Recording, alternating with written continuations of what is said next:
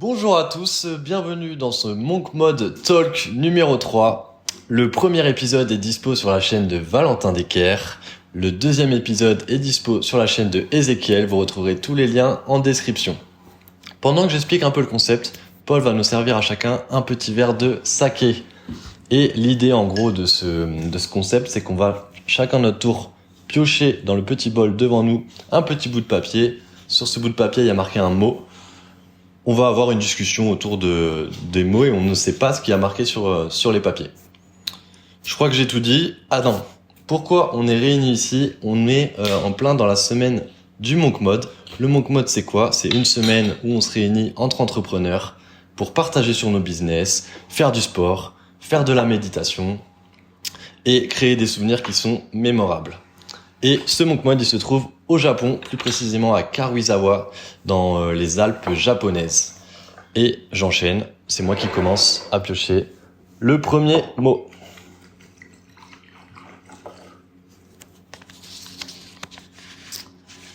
Ah, entrepreneur vs infopreneur. Intéressant. Alors je sais pas du tout qui a mis ça, c'est pas moi. Ouais, c'est moi. Ok, intéressant. Mais du Et coup... curieux de savoir ce que ça t'inspire. Alors, c'est du coup juste pour définir si jamais les gens connaissent pas infopreneur peut-être. Infopreneur, c'est aussi un entrepreneur, mais c'est quelqu'un qui vend des infoproduits, souvent des formations, des contenus qui contiennent de l'information, mais souvent c'est des vendeurs de formations en gros. Kanpai. Kanpai les amis. Merci. On a failli oublier. Kanpai. Kanpai. Santé. On peut reprendre, on peut continuer. Voilà. Donc entrepreneur vs infopreneur, c'est vrai que c'est souvent mis en opposition, alors qu'en soi pour moi les entrepreneurs c'est aussi des infopreneurs, mais souvent les infopreneurs ils ont mauvaise réputation parce que ils ont abusé des techniques de vente un peu qu'on considère comme non éthiques, fausses promesses, des promesses qui sont exagérées. Tu vas gagner 10K par mois avec ma formation au bout de 3 semaines.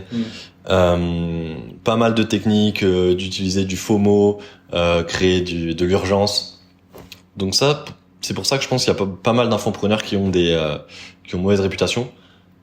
Moi, je peux être considéré comme un infopreneur parce que je me suis mis à un moment à vendre des formations. Après, je me considère plus comme un entrepreneur parce que je ne vis pas de la vente de formation. Pour en parler avec Valentin qui, pour le coup, est plus infopreneur que moi. Ouais. Parce que c'est ton taf principal de la vente de formation.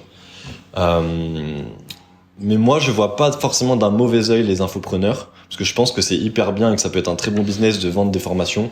Et il y a plein de gens qui ont changé leur vie grâce à des formations.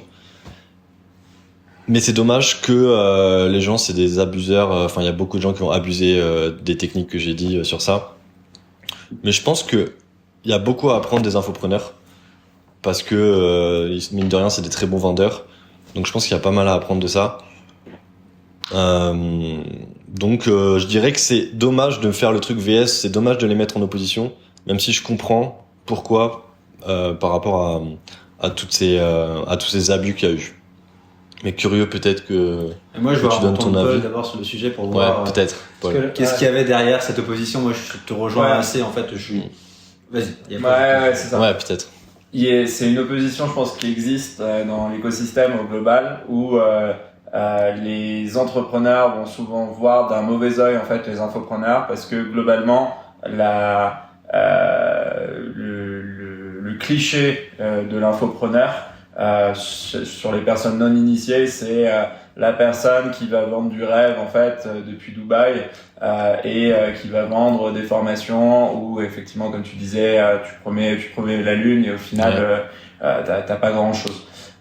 Donc en fait ce qui se passe c'est que ces abus-là ont couvert énormément de choses sur lesquelles selon moi les infopreneurs ont innové énormément et beaucoup plus rapidement que les entrepreneurs.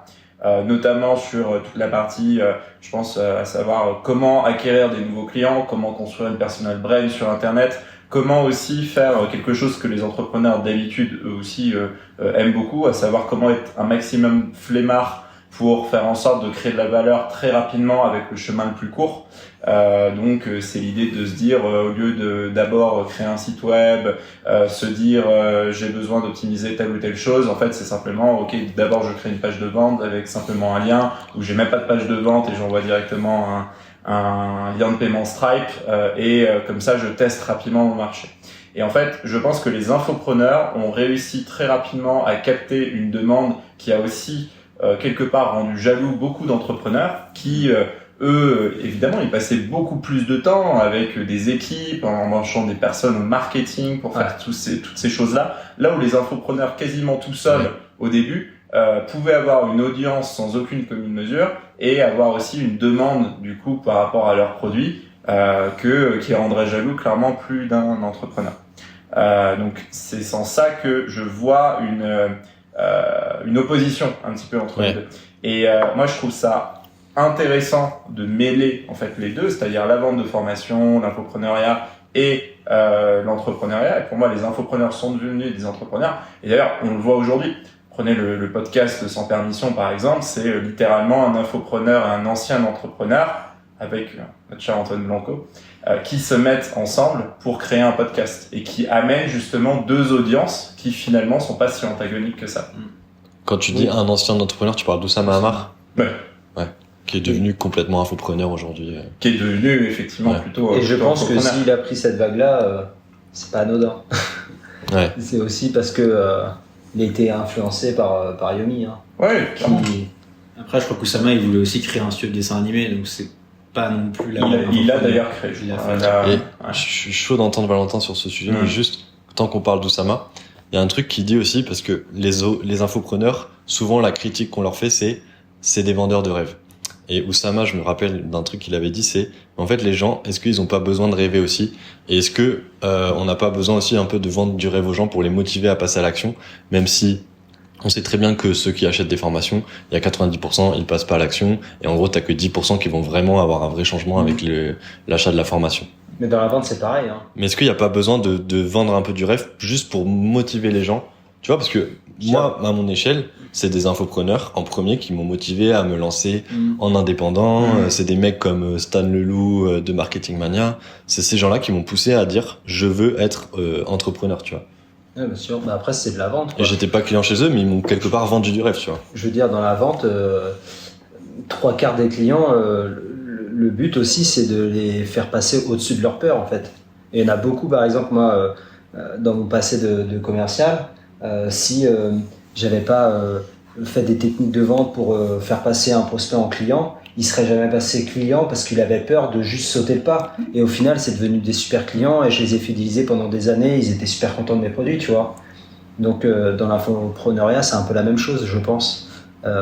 Quand Oussama dit vendre du rêve, c'est aussi axer ton speech de vente sur les motivations de ton prospect, quoi.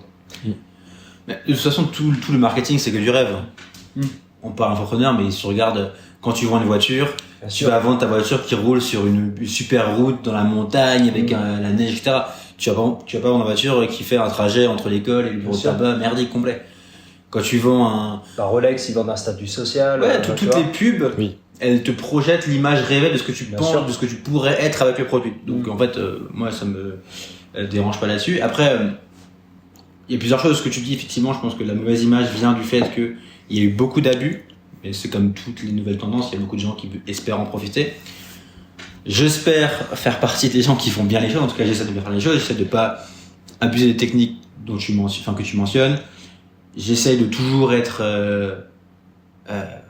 sincère, respectueux. T'as des lignes rouges, genre des trucs que tu sais que tu vas jamais faire? Ouais, bah déjà, moi, en termes de marketing, moi, il y a déjà un point fondamental qui est, moi, je fais une grosse distinction entre ceux qui vendent le rêve du business en ligne, ceux qui vendent le rêve de tu vas devenir libre, riche, indépendant, ce que tu veux, peu importe comment tu fais, et ceux qui vont t'enseigner une compétence. Ouais. Et ensuite, cette compétence va te permettre, si tu viens au travail, à un moment, de devenir, pourquoi pas, indépendant. Ouais. Mais du coup, tout le discours vendeur de rêve, c'est beaucoup de gens qui vont mettre en avant le lifestyle, à Dubaï, à Bali, etc., qui vont te montrer des piscines et qui vont te faire rêver en te disant t'as une vie de merde à Paris, bah tiens, moi regarde, je me réveille, je vais à la piscine. Ouais. Achète mon programme. Ça, c'est un bon filtre. Les gens qui vendent le lifestyle, Exactement. c'est un très bon filtre pour les arnaques. Toi, par exemple, tu vends des formations, tu parles jamais de lifestyle. Bah, j'en parle, mais à la marge. Je veux pas du tout que ce soit mon truc principal. Je pense que c'est important de montrer aussi l'envers du décor et pas uniquement parler de ton business, qu'il faut aussi créer de l'attachement avec la personnalité.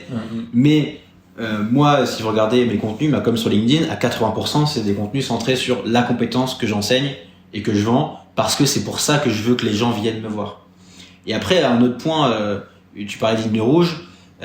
Moi, déjà, toutes les techniques, tous les tunnels très automatisés, j'essaie de pas trop le faire. Les chronomètres sur la page de vente. Il te reste 3 heures avant d'acheter avec la promotion. Tu rafraîchis la page 4 heures plus tard, ça te remet. C'est toujours là. Il reste 3 heures. Ouais, c'est ça. En fait, ce qui est touchy, c'est que oui, ça c'est dégueulasse, mais en même temps, Ça marche. il faut mettre de l'urgence. Bien sûr. Parce que si t'as pas d'urgence et pas de rareté, tu ne passes jamais à l'action. Ouais. Et je dis tu, mais moi je suis le premier. Donc c'est pour ça qu'il faut toujours trouver un mix, un équilibre sain. Moi déjà une valeur qui est importante, c'est ne jamais rien faire dont je suis pas fier. Et sur le rêve du lifestyle aussi, on parle beaucoup d'argent. Souvent les gens qui vont être en avant le côté, je le fais un petit peu, hein, mais toujours. T'as fait un switch sur ça. J'ai généré des millions, etc. J'ai fait un switch parce que je me suis rendu compte que ça. Au début, t'en parlais pas du tout. Oui. Et je me suis rendu compte que ça permet quand même de toucher des personnes qui sont sensibles à ça. Ah oui. Et c'est aussi partie du jeu, hein, de dire bah oui, tu peux gagner ta vie. Et il n'y a pas à s'en cacher, il n'y a pas Mais c'est vrai. à vouloir être rougir par rapport à ça. C'est partie du jeu. Mais globalement, moi, je pense qu'il faut pas. Et oui, et un dernier point là-dessus, c'est moi, je suis quand même vigilant à ne jamais vendre un programme à une personne dont je sais qu'il ne pourra rien en faire. J'en ai parfois, hein, des gens, je me dis en fait, ils sont paumés complets. Ils attendent de moi que je les sauve, que je les prenne par la main. Ça, c'est non. Je préfère dire non à une vente à 2000 € plutôt que de les prendre. Et après, moi, être pas bien, ne pas être fier des gens que j'accompagne et avoir quelqu'un qui va être déçu, quoi. C'est mauvais pour toi parce que la personne elle va te faire une mauvaise ça te mine le moral. Puis même le résultat, tu lui apportes rien, donc tu vois, tu peux même pas après. Elle va te faire de la mauvaise pub. Ouais, mauvaise pub, ou même toi, tu sens mal le soir, quoi. Ouais, en fait, tu sens que tu peux pas l'aider, que t'es incompétent, ou tu vois, que t'es pas compétent dans la demande qu'elle souhaite. Et ça, c'est une vraie ligne rouge. Ça m'est arrivé ce matin où j'ai une dame qui m'a envoyé un message. Et après avoir discuté avec elle, je sens que en fait, c'est pas, par exemple, c'est pas de la vente qu'elle a besoin, c'est du marketing, tu vois. Elle se lance dans le business en ligne et tout. En fait, je correspond pas à ça. Tu vois, elle a pas besoin en fait de mon accompagnement en tant que vente. Elle a besoin d'un accompagnement en termes de marketing. Et donc c'est là en fait la ligne rouge à pas dépasser. Même si tu sens que la personne elle est prête à franchir le pas et tu vois, travailler avec toi, il faut être droit dans tes baskets entre guillemets et lui dire bah écoute, ce que tu as besoin, c'est pas de mon accompagnement à moi, c'est plus tu vois un autre accompagnement parce que vu tes demandes et vu tes besoins, c'est plus vers cette personne-là que je te dirigerai, tu vois. Ouais. C'est là la ligne rouge pour moi, à vraiment pas dépasser, tu vois. Pour terminer peut-être sur le thème, je dirais que dans tous les cas, il faut pas opposer les modèles. Et tu sais, sur LinkedIn, on voit à la fois les start-upers qui vont chier sur l'entrepreneur en disant tu fais pas une vraie boîte, t'as pas un vrai produit, et l'inverse en disant bah tiens, toi tu lèves des fonds, t'as un guignol, moi j'ai pas d'équipe, je me paye mieux que toi, je pars en vacances, toi t'es esclave de ta boîte. Je trouve il y a pas d'opposition à faire. C'est pas les mêmes games, c'est pas les mêmes jeux, c'est pas les mêmes types d'échelles de boîtes. Et chacun fait sa route, chacun fait son truc, et puis et puis surtout en fait, je pense que faut pas, il y a pas d'opposition, et peut-être qu'un jour tu fais un vrai produit pour ensuite te rendre compte que en fait j'ai acquis du knowledge que je vais transmettre sous la forme d'un produit, et pour ensuite je vais pouvoir recréer un produit. Exactement. Je pense qu'on a fait le tour. Ouais. Paul, c'est parti. Allez. Oula. Alors, être optimiste ou voir la vie d'un œil pessimiste, dynamique ou cynique. Pessimiste, cynique. Ok. Technique. Encore une fois, une copie du bac de philo finalement. C'est ça. Je pense qu'il y a... Alors, naturellement, je pense, sur cette question, on a envie de voir clairement le côté optimiste de l'entrepreneur qui a forcément... qui se retrouve confronté, en fait, au non tous les jours. Donc, en fait, si on est confronté au non tous les jours et qu'on est pessimiste, c'est vrai que probablement on n'ira pas très loin et probablement que l'aventure entrepreneuriale sera une aventure pas forcément des plus plaisantes. Et on arrêtera assez tôt, on sera assez dégoûté. Ensuite, sur l'œil pessimiste, cynique, il y a quand même un avantage, je trouve, d'être assez pessimiste et cynique. Pourquoi ? Parce que quand on est, je dirais, pessimiste, on n'accorde pas énormément d'importance aux choses qui nous arrivent parce qu'on pense que de toute manière, elles ne seront pas positives pour nous. Et je trouve, il y a quand même un pattern qui se produit beaucoup de fois un petit peu dans la vie, qui est que lorsqu'on n'accorde pas énormément d'importance sur les choses qui sont importantes, qui devraient être importantes pour nous, ça nous permet de passer beaucoup plus facilement à la suite. Ce qui est aussi une capacité de l'entrepreneur, ce qui est celle d'être résiliente. Et le cynisme, qui va avec du coup ce pessimisme-là, est relativement quand même une qualité, je trouve quand même à avoir, pour être en mesure justement d'être résilient et de passer à la suite. Donc je dirais que moi, plutôt qu'aussi opposer de manière assez manichéenne ces deux, à la vision optimiste et puis la vision pessimiste, je dirais que le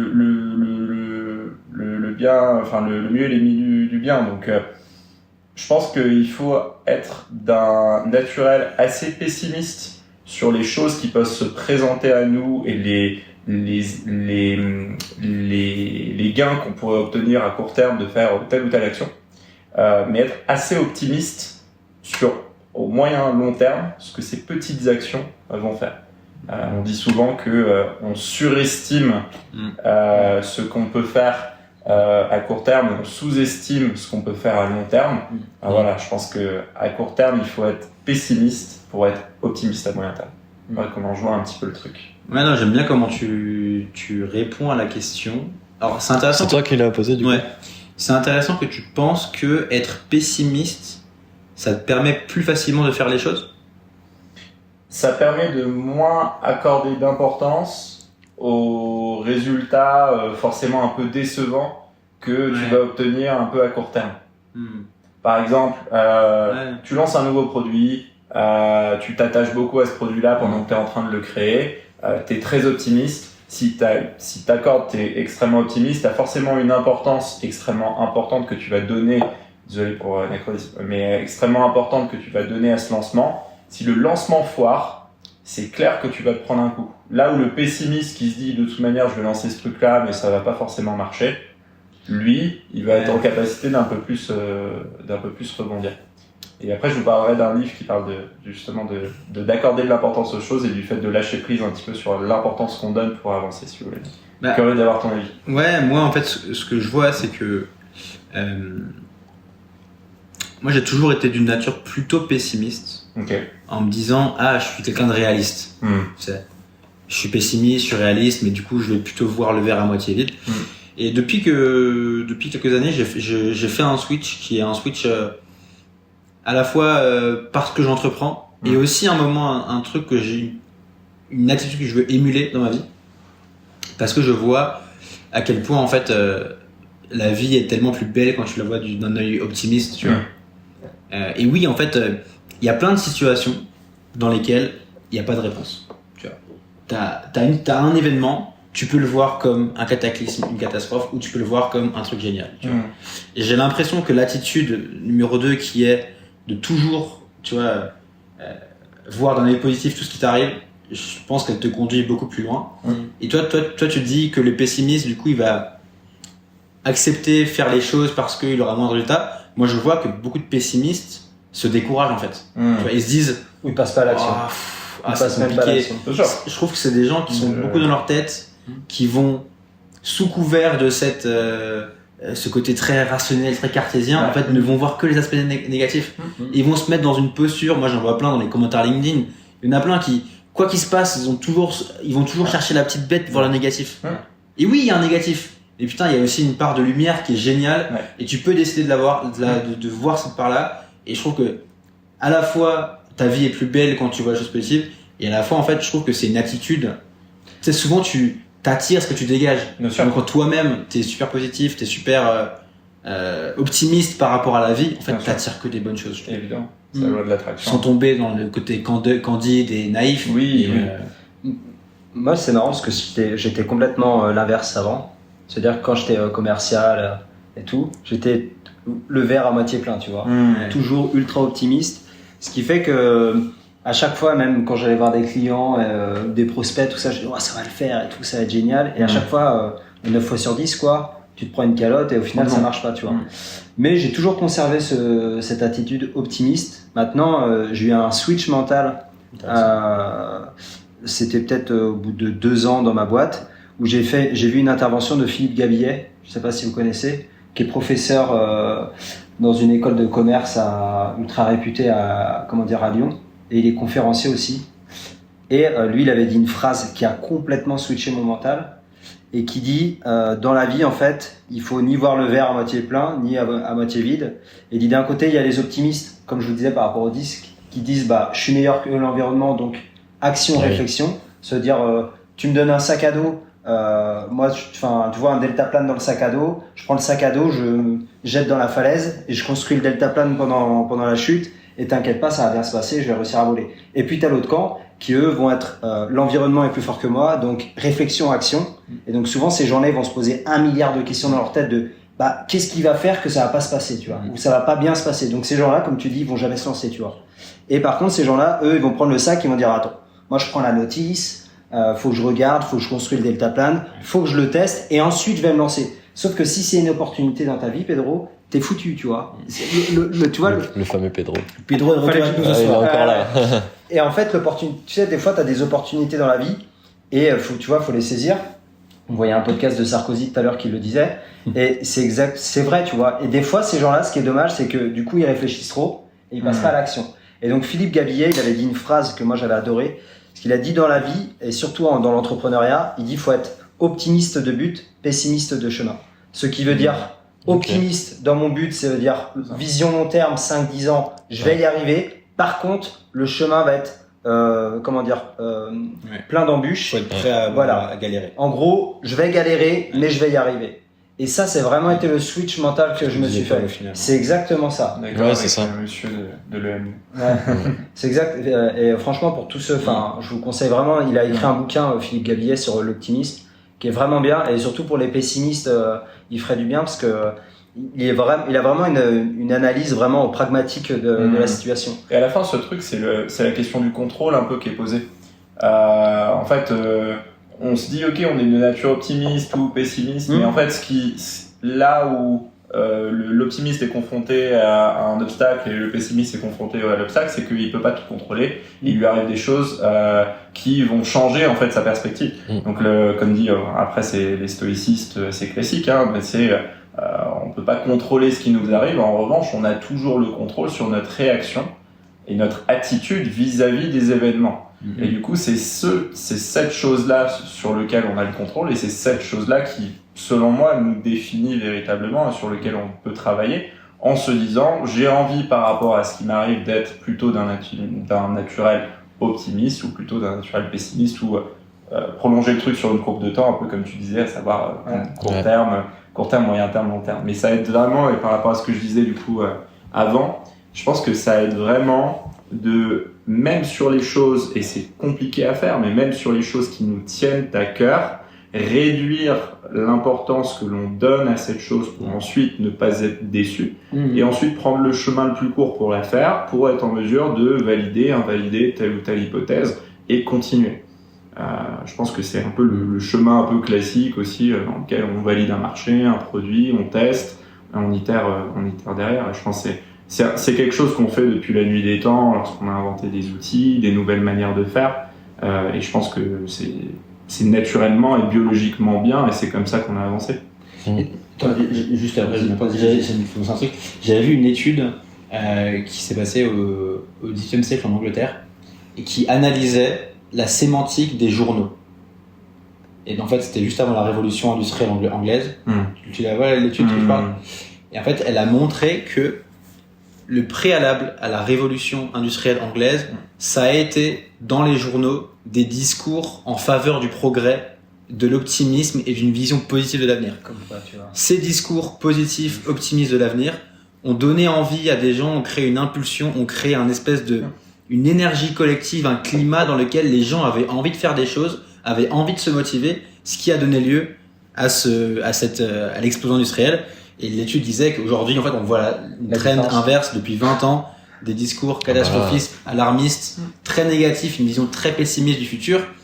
Et en fait, si on reprend l'inverse, du coup, ça peut peut-être mener à un déclin et à plein d'éléments très négatifs. On voit un peu entre la trajectoire que suit l'Europe et d'autres continents, même par exemple l'Asie, en Asie, où t'as l'impression qu'il y a une énergie de fou. Pas forcément au Japon, mais dans d'autres pays comme le Vietnam, la Thaïlande, l'Indonésie, c'est des pays en fait qui sont ils sont morts de faim, ils sont super motivés, ils ont une vision ultra positive de l'avenir et ils sont en train de croître, quoi. Ils ne savaient pas que c'était impossible, alors ils l'ont fait. Ouais, et surtout il y a une espèce de frénésie collective qui fait que tout le monde y va. Et nous c'est un peu l'inverse. Tout le monde on n'a pas en Europe avec le paysage médiatique, il y a tout le monde qui est pessimiste. J'ai l'impression que ça te paralyse, tu vois. T'as tellement de news négatives que t'es pessimiste sur l'avenir et que du coup ça te bloque et que tu fais rien, tu vois. Aussi riche. Mais le mental, comment ça joue, c'est. Et c'est là où je pense que c'est aussi important. De la même manière, quand on dit on est bombardé de news négatives, je pense qu'on peut être en mesure de ne pas être bombardé de news négatives. C'est un choix. Je fais exemple tout bête. Il y a quelques années, je pensais que c'était impossible de vivre sans application de journaux type 20 minutes, Le Monde, France Info, etc. Qui t'envoient une notification push à chaque fois que t'as un flash actu. Et je me suis dit vraiment, si je manque le flash actu, je vais manquer des trucs importants, voire même, je sais pas, moi, il se passe quelque chose dont j'ai besoin d'être immédiatement au courant, j'ai besoin de le faire. Ou j'ai des collègues à moi qui vont en parler, je vais pas être au courant des choses, etc. Et je me suis dit, c'est impossible. Et j'ai voulu faire un test, je m'en souviens, c'était juste avant le Covid, en 2019. Je revenais en France, après le Mexique, et je m'étais dit, en fait, là-bas, j'avais naturellement un peu déconnecté, et c'était ma seule source d'information. J'allais pas aller plus loin que ça. Et je m'étais dit, pourquoi je vais pas à l'étape d'après? Je coupe complètement les notifications push de toutes les applis de journaux, et je vois ce qui se passe. Et j'ai repéré deux choses. La première chose, c'est que mon niveau pas de stress, mais mon niveau d'énergie qui était déjà à ce moment-là plutôt élevé parce que je revenais d'un très bon voyage, etc., il est devenu encore plus élevé, quasiment immédiatement, parce que j'étais pas au courant des dernières catastrophes, parce qu'en fait, tu te rends compte que les flash info, c'est jamais des choses très positives, etc. Le deuxième, c'est qu'effectivement, j'ai jamais été en mode, j'ai raté une info vitale que j'avais besoin de savoir à tel instant en temps direct. Et le troisième qui m'a le plus surpris, c'est que je ne me suis jamais retrouvé dans une situation où j'étais perdu dans une discussion que j'avais avec quelqu'un, même des gens qui avaient l'habitude de suivre les infos. Parce qu'en fait, on s'en rend pas compte, mais au quotidien, quand on va ouvrir telle ou telle page web, il va y avoir des infos. Quand on va ouvrir tel ou tel site, YouTube, etc., on va avoir des infos dans la rue, on va avoir des infos, on va entendre les gens dans le métro éventuellement en parler. Et finalement, en fait, on est au courant de l'actualité sans même la suivre, en tout cas le type d'actualité qui est en général sur cette application-là. Et du coup, j'en suis jamais revenu depuis, et je conseille à tout le monde de tenter l'expérience juste une semaine. Moi, ça me semblait impossible, je me disais non, je veux pas rater les trucs, et ça l'a fait. Moi, je suis parti en voyage à Bali, j'ai coupé toutes les notifications, informations, etc. Au début, j'étais un peu comme toi, j'étais en mode faut se tenir informé quand même de ce qui se passe dans le monde, etc. Je suis parti 6 mois, j'avais l'impression que j'avais rien manqué, tu vois, alors qu'il y a eu plein de news qui se sont passées. Et je pense que, notamment quand t'es entrepreneur, des fois, se couper un peu du bruit ambiant, ça t'aide à être plus optimiste, parce que les infos te rendent pessimiste. Et plus t'es optimiste, je pense que c'est très lié au fait d'être ambitieux. Genre, tu vois, en tant qu'entrepreneur, il faut avoir de l'ambition, je pense. Enfin, on a tous de l'ambition autour de la table. Et si t'es pessimiste, c'est difficile d'avoir de l'ambition. Alors que si t'es optimiste, t'es ambitieux sur tes objectifs.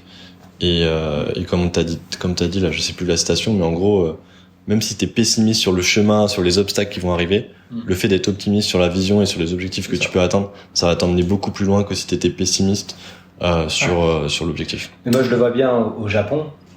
Des fois, t'es bien ici là. Ouais, et ce qui est drôle, c'est que au Japon, comme vous le savez, c'est le pays où il y a le plus de tremblements de terre. Des fois, je reçois des messages. ça va bien, comme ça, tu vois, ça va bien, t'es où et je dis mais qu'est-ce qui se passe? J'ai vu tremblement de terre, terrible, glissement de terrain et tout.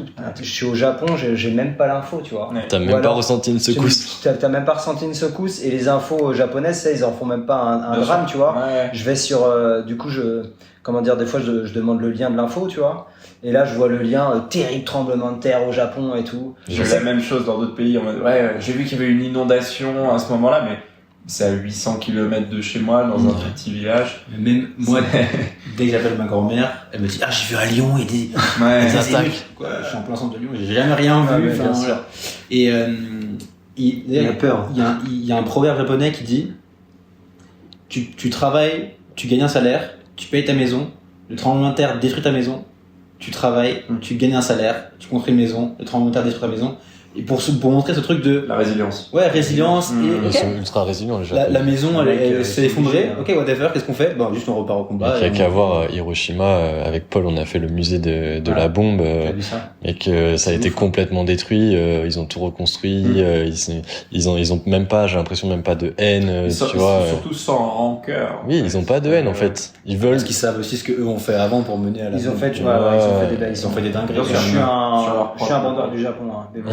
Je préfère préciser, mais tu vois, tu t'es pris 2 bombes sur la gueule et t'es là en mode il faut arrêter ça, on va faire la paix, il faut que. C'est très clean pour eux, quoi. Ouais, c'est une bonne clim. Mais bon, ils ont bien climé l'Asie avant la guerre. Ils ont tout colonisé.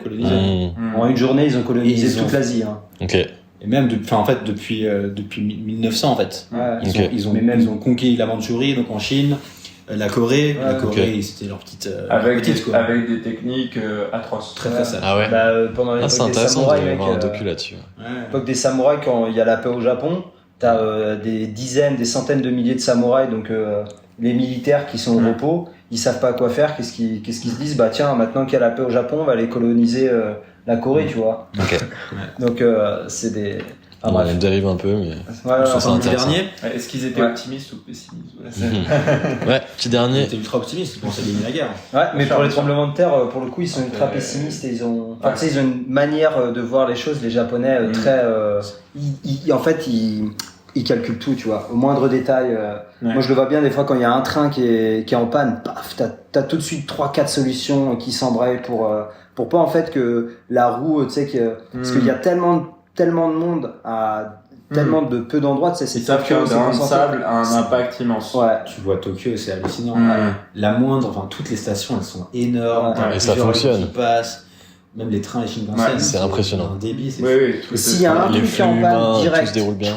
T'as une solution et un truc qui est ouf, c'est que un jour il y avait une grosse panne genre à Osaka pour aller à Kyoto. Au final on s'est tous retrouvés, tu sais, entassés parce que du coup il y avait plus que 2 trains, enfin tu sais, 2 lignes, 2 marques de trains qui fonctionnaient, mais aucun Japonais a élevé la voix. Tout le monde était en mode on sort du train, ok, qu'est-ce qu'il faut faire, faut aller dans ce train là, ok. Et il y avait un silence comme s'il y avait même pas de problème, tu vois. Mais mec, c'est impressionnant. C'est un truc de ouf. Moi, ce qui me choque au Japon, c'est le nombre d'humains pour gérer les flux humains. Genre, il y a partout des humains qui dans les gares, il y a juste des gens qui disent. Ouais, t'as juste des gens qui sont là toute la journée qui disent ah bah c'est par là, c'est par là. À côté des chantiers, t'as des mecs qui sont là, ils attendent et dès qu'il y a quelqu'un qui passe, ils sont là. C'est bon, tu peux y aller, tu peux y aller. Genre c'est ouf, les mecs sont payés. On s'en est un peu inspiré en France, mais par contre c'est des métiers qui sont moins considérés. Là où et du coup, je sais pas si c'est à cause de la conséquence, mais les personnes qui le font, du coup, le font pas non plus comme si elles faisaient le métier le plus important du monde. Là où au Japon, là ils sont chauds. Tout le monde, peu importe qui au Japon, a l'impression de faire le métier avec le plus important du monde. Ils le font vraiment avec passion. Ils font jusqu'au bout. Avec le cœur. Et même si c'est qu'une petite pierre dans justement tout le rouage que tu disais, lorsqu'il y a un problème, etc., chacun va prendre conscience un petit peu de son importance et ensuite de régler la chose. Et mais ça leur tient à cœur vraiment que chacun soit à sa place, tu vois. Genre dans le métro, j'étais avec mon gros sac, il y a une mamie qui m'a dit tu peux mettre là ton sac en mode mets-le là, tu vas gêner les gens, tu vois, genre vraiment en France ça n'arrive pas, tu vois. Et dans tout ce qu'ils font. Vas-y. Moi j'avais dit en fait moi je suis venu au Japon la première fois en 2022, donc juste après le Covid. J'arrive au Japon, donc c'était ils ouvraient juste après le Covid, c'était la semaine d'après. J'arrive au Japon, donc c'était un contrôle sanitaire, etc. On passe, donc tu rentres dans le pays, tu vas à la douane. Enfin, il fallait les tests PCR et compagnie, enfin, empreinte digitale. Et il y avait un gars, c'était le gars qui dispatchait un peu les voyageurs pour aller au guichet des douanes. Et le mec, t'avais l'impression que c'était la mission de sa vie. Mais c'est Le mec, ça. il courait partout. Il était en mode, toi, viens là, toi. Et limite, tu vois, le mec, il t'accompagnait. Tac, tu te mets là, tac, tu te mets là. Le mec, c'était sa mission de vie incroyable. Et tu prends une claque. Et retour à Paris, t'arrives avec la douanière, elle est en mode. Elle est endormie. Ok, elle circulait. Enfin, je caricature un peu, mais genre c'est frappant. Et le pire, c'est qu'en plus, là, en France, ce genre de personnes-là, souvent, c'est des personnes qui sont engagées dans la société, qui sont employées et tout. Le pire, c'est pareil. Moi, c'est ce qui me choque, la grosse différence, c'est entre les intérimaires français et les intérimaires japonais, tu vois. Intérimaire français, c'est en mode, oh, c'est bon, c'est une mission de 2 jours, frérot. C'est pas grave, moi, je veux prendre mon cash et puis c'est tout, tu vois. Il fait pas sa mission. Tu sens que ça le saoule, quoi. Alors que les Japonais, mec, même si c'est une mission d'une seule journée, comme vous dites, c'est une mission, quoi. Vraiment, c'est je vais mon action que je vais faire, que je vais produire aujourd'hui va répandre le bien dans toute la société japonaise, tu vois. Ils ont vraiment à cœur de bien faire les choses. Et là-dessus, par contre, c'est impressionnant la manière dont ils sont limite programmés dans le cerveau. Moi, ce qui me choque, c'est les personnes, les chauffeurs de train, tu vois. Des fois, ils sont tout seuls. Et ils font quand même, tu vois, le signe avec leur rituel avec les mains. Ils regardent dans le rétro, ils regardent comme ça, ils mettent le bras comme ça. Y compris la personne qui l'accompagne derrière. Tu sais, des fois, il y a un conducteur devant, puis il y en a un qui est derrière pour l'autre sens. Et c'est lui qui descend. Et moi, ce que j'ai vu, c'est qu'il descendait, et ensuite, quand il remontait dans la locomotive finalement arrière, qui tracte à l'arrière, il allait également se mettre au garde à vous, ou tout l'humain se mettre en position, comme si quelqu'un allait l'observer, sauf qu'il y a que les gens vraiment du quai qui verraient. Il se remet comme ça, de manière droite, en mode prêt à servir et prêt à continuer ma mission. Tout est carré, mec. On parlait des personnes qui t'indiquent le chemin. Il y a souvent des gens qui, au parking, vous savez, au parking souterrain, des gens qui ont des espèces de trucs lumineux qui indiquent. T'as l'impression que les mecs, en fait, ils sont contents de le faire. Genre, ils ont le smile, comme tu disais, t'as l'impression que grâce à eux, ils répandent du bonheur. Bien sûr. Ils protègent ils sont pour la sécurité. C'est assez frappant, ouais.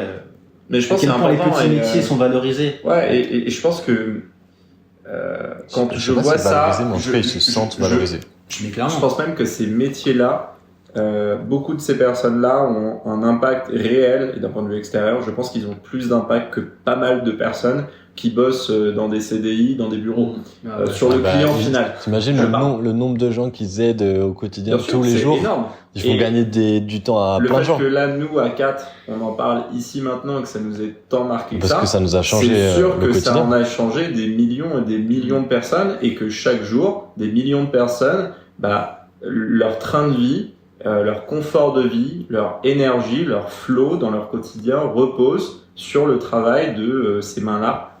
Qui leur permettent d'accomplir ce qu'ils sont en train de faire. Puis il y a des postes ultra valorisés au Japon qui ne sont pas en France, tu vois. Genre chauffeur de train, mec, c'est quand t'es ça pèse. T'es bien vu quoi par la société. Et ce que je trouve ouf avec le Japon et l'entraînement là-dessus, c'est vu qu'ils sont habitués aux catastrophes, au séisme, tu sais, ils sont préparés, ils disent qu'il y a un gros séisme qui va arriver, etc. T'as un dicton comme ça. Ouais. Du coup, t'as une forme on accepte que tout n'est que changement, tout n'est que chaos. On s'attache pas trop aux choses. Et en fait, ça te crée une forme de résilience. En fait, on sait que tout va être détruit.